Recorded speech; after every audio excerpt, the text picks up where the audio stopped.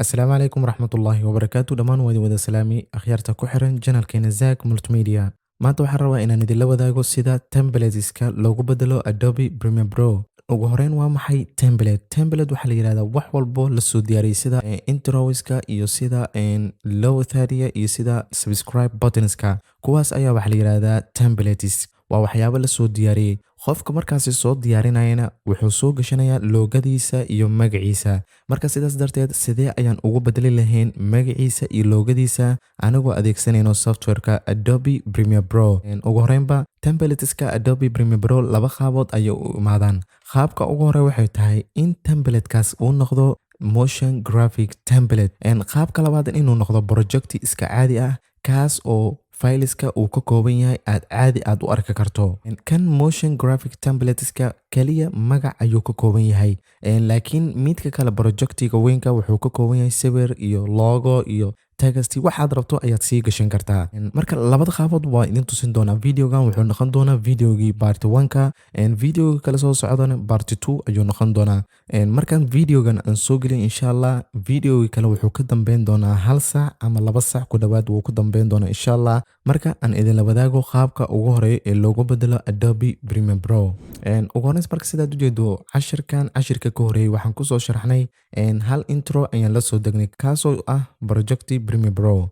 Marka hadda waxaan rabnaa in aan filekan inta ku jira ayaa waxaan rabnaa in aan bedelno aan magaciina aan ku yar qorano. Ugu horeyn marka waxaan sameynaynaa filekan waa zip ama WinRAR sidaad u taqaanaba. Ugu horeyn folder ayaan ka dhiganaynaa. Sidaan ugu dhigno marka ugu horeyso right click ayaan leenahay kadibna extract to ayaan leenahay. Isla markiiba marka wuxuu noo sameynayaa folder. Kadib marka folderka ayaan double click siinaynaa. Sidaad u jeedo circular title level cashirkii hore ayaan ku soo degsanay projectigani. Marka double click markaan siino sidaad u jeedo projectiga meeshii aan ka sugeynay waxa inoo soo baxay motion graphic template oo file ah. Marka motion graphic template waxa loo soo gaabiyaa Morget. Macnaha motion graphic template waxa waaye waa textiyo sameynayo motion dhaqdhaqaaq sameynayo. Marka kan haddii hadda double click xataa aad siiso Premiere Pro sidaan uguma furi kartid. Ugu horeyn waxaan soo furanaynaa Adobe Premiere Pro 2020ka ayaan soo furanaynaa. Markaan sidaan aan u soo yaro furano dhowr qaabood waad u soo gelin kartaa laakiin qaabkan ayaan ku tusin doonaa. Ugu horeyn waxaad leedahay graphics kadib waxaad leedahay install motion graphic template. Kadib motion graphic templateka meesha uu yaalay ayaa tagaysaa. Kadib anaga desktopka ayuu noo yaalay folderka midkan ayuu ahay double click sidaad u jeedo wuxuu raadinayaa kaliya file extensionkiisa ee tahay .morget ayuu raadinayaa asaga. Kadib double click ayaan siisanaynaa. Wuxuu leeyahay hore ayuu filekan ayuu ku jiray dib ma lahan mar labaad override ayaan leenahay. Yes ayaan leenahay. Marka sidaad u jeedo meeshan essential graphic panelka ayuu inoo soo furayaa. Haddii panelkani uu meeshan kaaga muuqan kaliya waxaad tagaysaa Windows kadib waxaad leedahay essential graphics si uu panelkani kuugu soo muujiyo. Scrollka ayaan qaybta hoose ayaan u soo yarwadaynaa. Sidaad u jeedo marka waa kana intro waa kana circular title levelka waa kana. Marka ugu horeyn marka asaga haddii sidaan aad ugu soo jiido kama yeelayo wuxuu kaaga baahan yahay ugu horeyn inaad abuurto sequence cusub. Sequencegana waxa timelineka uu ku shaqeeyo waa sequence. Marka sequence cusub ayaan sameysanaynaa. Ugu horeyn marka waxaad tagi kartaa file kadib waxaad leedahay new kadibna sequence waad dhihi kartaa.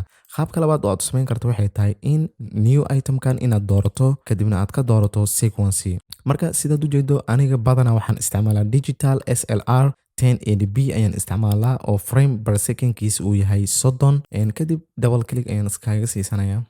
Okay ayaan leeyahay.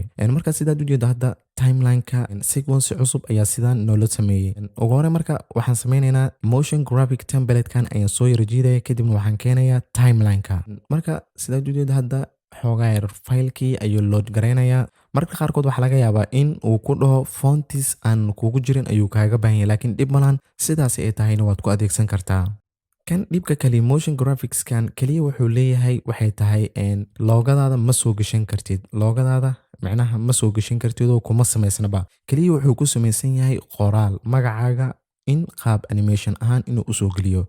Marka waxa ka yara maqan ayuu ku leeyahay fontska uu ku sameysan yahay introgani. Marka ma xalin karna hadda yartaan. Marka aniga waxaan leenahay dib ma lahan oo fonts ka badan ayaa inoogu jiro. Marka meeshan wuxuu kugu yar cadeynayaa fontska ka maqan ayuu kugu yar cadeynayaa. Marka dib ma lahan ayaan leenahay kadib okay sidaad u jeedo marka midkaan hadda projectigan timeline-kiin aad iyo aad ayuu ugu yaryahay marka timeline-ka ayaan kusoo yara weyneynaya marka ugu horeysa anagoo keyboardkeena calaamada balaaska aan ka taabanin ama scrollkaani anigoo sidaan ugu taabanayo marka sidaad ujeedo qaabkan ayuu usoo galayaa asaga qaabkan ayuu animation iyo wax walba uu u sameynayaa meeshan your title ay ku qorantaa waa magacii weynay meesha aad ku qoran lahayd oo dadka inta badan oo usoo muujin lahay xogaayar haddii computerkaaga processkiisa uu daciif yahay xogaayar motion graphicska templatekan xogaayar waad ku dhibtoonaysaa your title sida ujeedo waa ciwaankii weynay marka si aad magacan aad ugu bedesho kaliya projectiga inta ku saaran ayaad click siinaysaa markaad click aad siiso essential graphicska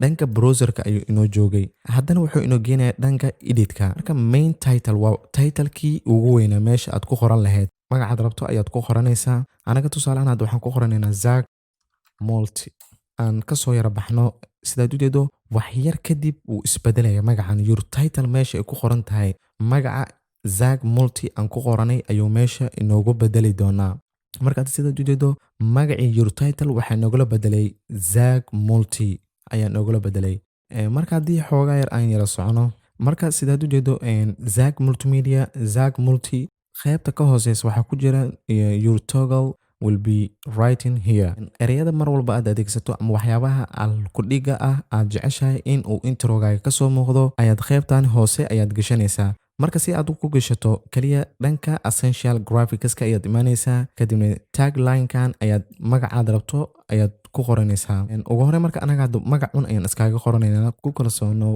naftaada marka hadda sidaad ujeedo ku kalsoonow naftaada ayaan ku yara qoranay marka sidaad hadda aad ugu jeedo haddaan zoom in aan soo dhahno titlekii waxay nagula qoray waxa anaga aan rabnay magacii adiga aad rabtay iyo ku kalsoonow naftaada haddii aad rabto rendering waad ku samayn kartaa oo hadda sidaan haddaad play aad ku dhahdo oo culeys badan inaad ka dareenta ayaa laga yaabaa tusaale ahaan hadda markaan play aan dhahno introga macnaha si wanaagsan nooguma muuqanayo ilaa aan filekan aan exporti aan ka yara dhahno marka si filekani markaad aad editing garayso kadib si nadiif aad ugu aragto wuxuu u baahan yahay calaamadani guduudka inaad ka dhigto calaamada jaalaha oo rendering inaad ku sameyso rendering haddaan ku yara sameyno marka ugu horeyso keyboardkaaga waxaa qaybta ugu horeysa ayaa waxaad geynaysaa scrollka calaamada I ayaad keyboardkaaga ka taabanaysaa kadibna O ayaad leedahay kadib markaan hadda enter aan yara dhahno marka wuxuu inoo sameynaya filekani in uu rendering noogu sameeyo in Adobe Premiere Pro